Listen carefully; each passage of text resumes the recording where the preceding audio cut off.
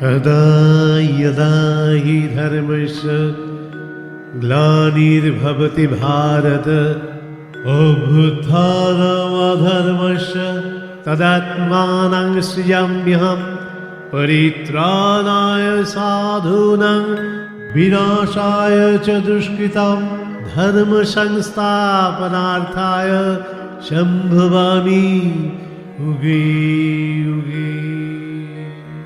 জয় রাম। পরম গুরু সদ্গুরু শ্রী শ্রী রাম ঠাকুরের স্বহস্তে লিখিত পত্রাংশ বেদবাণী থেকে পাঠ। বেদবাণী দ্বিতীয় খণ্ডের 162 নম্বর বাণী থেকে পাঠ করছি।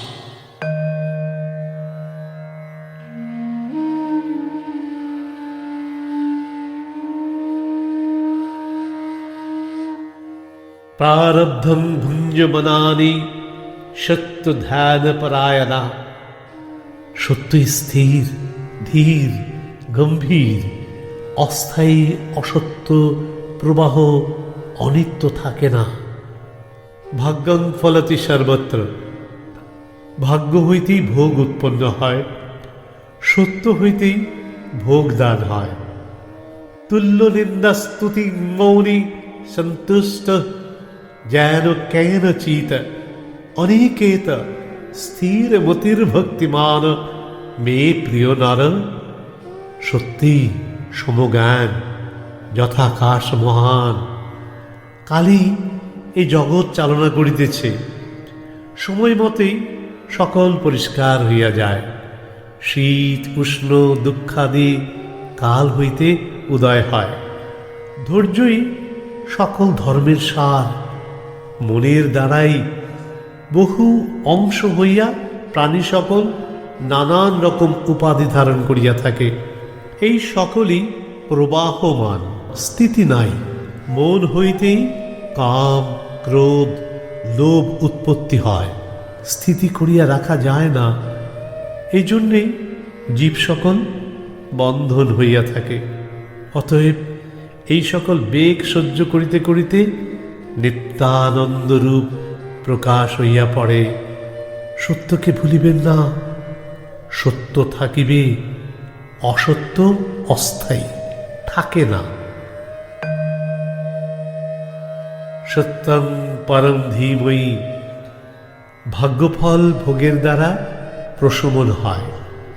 এ জগতে অদৃষ্ট চক্রে পরিক্রম করিতেছে।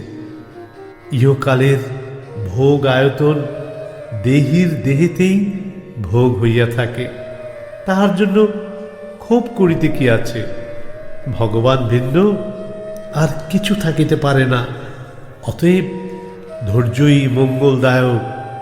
চিন্তা ভাবনা না করিয়া সর্বদা ধৈর্যকে আয় করিতে চেষ্টা করিবেন। সত্যং পরম ধীময়ী। জগতে যাহা কিছু, যাহার যা ভাগ্য ভোগ ঘটে, তাহা তাহার সেই সময়ে ভোগ করিতেই হয়। ভগবান তাহার সত্যতার পরিবর্তন করিবার কিছুই নাই। তিনি সর্বদাই সত্য। জগতের উদয় অস্ত অস্থায়ী অসত্য, তার মধ্যে কিছুই সত্যতা হইতে পারে না বলিয়া ভাগ্য অনুসরণ করে। সময় গতিকে বন্ধু বান্ধব অসমতা হইয়া থাকে। তাহা সকলেই উদয় অস্তশীল। পূর্বপুরুষগণ হরিশ্চন্দ্র, নল, শ্রীবৎস প্রভৃতি তাঁদের চরিত্র অনুসরণ করিলে দেখিতে পাইবে যে সত্য ছাড়া আপন কিছুই নাই। অতএব সত্যই ধর্ম, আশ্রয়ী কর্ম। ভাগ্যবশেই জীবের গতাগতি হইয়া থাকে। মন হইতে ভাগ্যফল প্রসব হইয়া থাকে। অতএব মনের সমস্ত বেগ সহ্য করিতে করিতে ভাগ্যফল ভোগদান করিয়া অপরিবর্তনশীল আনন্দধাম প্রতিষ্ঠার অধিকার হইয়া থাকে। সকল অবস্থায় সত্যকে স্নেহ যত্ন করিবেন, সত্য হইতেই শান্তি পাইবেন। ভাগ্যফলে জীবগণের ভালো মন্দ বিভাগ হইয়া থাকে। যাহা যখন হইবে বিধির লিখন তাহা ঘটিবে। তাহাতে জীবের ধৈর্য ধরাই কর্ম। যার যখন সময় হয় তাহার রোধ করার কাহারও জীবের কোনো শক্তি নাই। সকলই কালের কবলে ক্ষয় হইতেছে।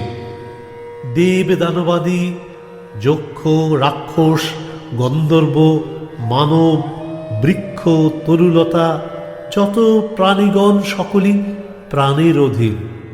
যখন সময় উপস্থিত হয় তখনই কাল হয়। কেহই অকালে গতাগতি করিতে পারে না। এই সকল জানিয়া ধীর প্রকৃতি মোহিত হয় না। অতএব শোক সন্তাপ পরিহারের জন্য ধৈর্য ধরিতে চেষ্টা করুন। বিশেষত যার জন্য অনুতাপ করিতেছেন তাকে তো পাইতেছেন না, পাও যাইবে না।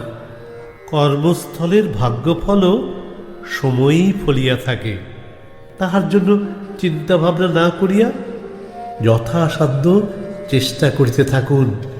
সত্যকে ভুলিবেন না। সত্যই ধর্ম। ইহা বই এ সংসারের ভাগ্যফল মুক্তি দিবার আর কেহই নাই। সকলেই ভাগ্যফল ভোগ করিয়া কেহ শান্তি পায়, কেহ অশান্তিতে থাকে। ইহাই মরভূমের কালের চারণ। অতএব আপনি ধৈর্য ধরিয়া স্থির হইবার চেষ্টা করুন। মনেতে বিচার করিয়া দেখিবেন ধৈর্য ছাড়া আর কিছুই আপন নাই। ভবিতব্যই সকলের কর্তা। ইহা হইতেই সময়ই ফল ভোগ করিয়া থাকে। তজ্জন্য চিন্তার কিছুই নাই। যেখানে যে সময়ে যাহা ঘটিবার তাহা কেহই ছাড়িয়া দিতে পারে না। ক্ষিতি, অপ, তেজ, মরুৎ, বোম, মন, বুদ্ধি, অহংকার, এই প্রকৃতি সর্বদাই পরিবর্তনশীল এবং সীমাবদ্ধ জানিবেন। এই সীমা মুক্ত হইলে ত্রিলোকের ঋণ মুক্ত হইয়া সত্য লোকে অবস্থিতি হইয়া থাকে।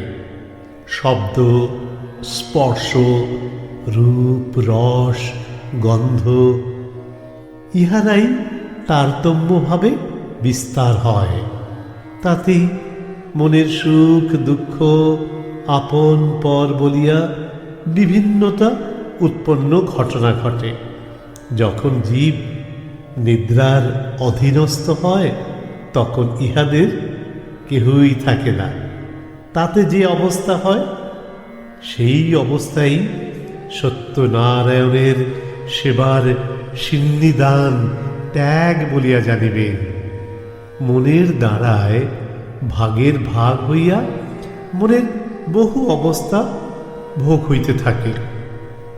ইহাই মনের বাসনা, ইচ্ছা, দেশ, হিংসা আদি বহু উপাধি ধারণ করিয়া তাহার দ্বারায় পাশবদ্ধ হইয়া জীব বহু রকম ঋণ দায়ে জড়িত হইয়া পড়ে।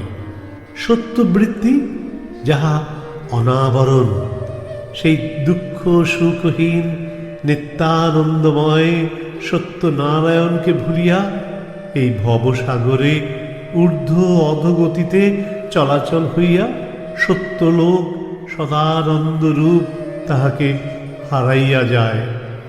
ইহাতেই জন্ম মৃত্যু জড়া বেধি হইয়া জীবগণ ঋণ দায়ে ঠেকিয়ে পড়ে। ভাগ্যানুসারে ফলাফল হয়। সহ্য করাই জীবনের ধর্ম। ভাগ্যানুসারে লোকের গতাগতি থাকে, এই হইতেই ভোগ উৎপন্ন হয়। এই ভোগদানই সত্যনারায়ণের প্রসাদ। অতএব প্রাক্তন সূত্রেই যাতায়াত পুনঃ পুনঃ ঘটিয়া থাকে। জীবের কোনো শক্তি নাই, বাধা জন্মায়। ভাগ্যভোগ ভুগিতেই হইবে। শরীর শব্দটাই ক্ষয়শীল, তার ভালো মন্দ সেইরূপ ক্ষয়াত্মক। জয় রাম।